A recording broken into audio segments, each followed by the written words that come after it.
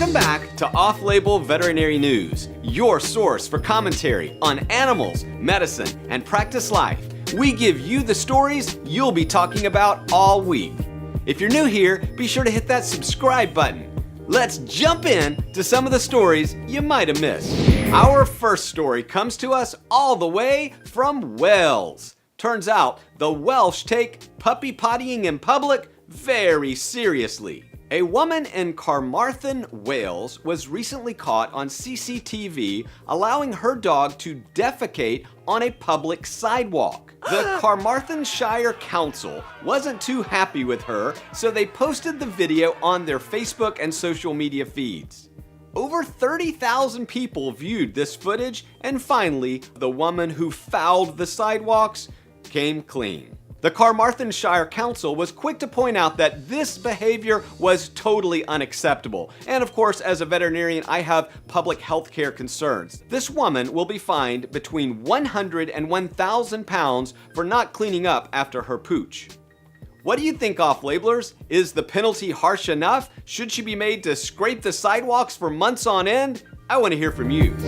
VIP Pet Care announces another installation of its wellness centers in a Pet Supplies Plus in Toledo, Ohio. Many veterinarians are familiar with VIP Pet Care. It was started over 20 years ago in California and has now grown to over 3,000 locations across the United States. Basically, it's mobile veterinary services. They contract with different locations, typically pet supply stores, and come in, perform vaccines, heartworm testing, fecal testing, and so forth. But recently, VIP Pet Care has shown interest in permanent installations inside stores. They currently have 10 wellness centers throughout the United States. This partnership with Pet Supplies Plus may grant them access to Pet Supplies Plus over 400 locations in 31 states. This will also help VIP Pet Care establish more East Coast locations. What do you think, off-labelers? Is the future of veterinary care inside pet supply stores?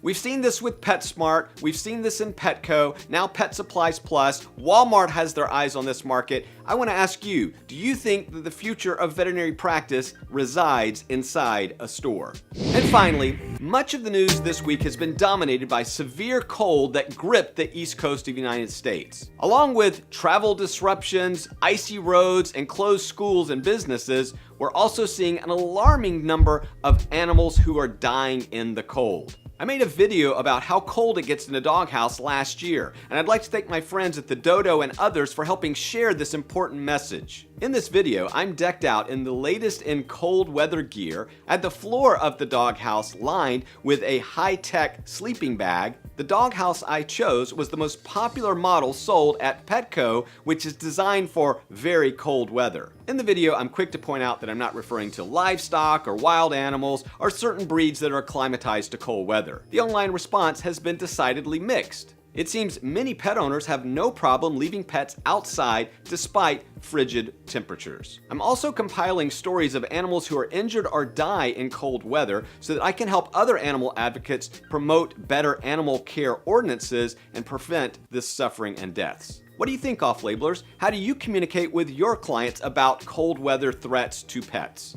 Well, that's it for another edition of Off Label Veterinary News. If you like content like this, be sure to hit that subscribe button and ding the bell so you'll be notified as soon as content like this drops on your internet doorstep. Until next time, keep living that off-label life. Bye!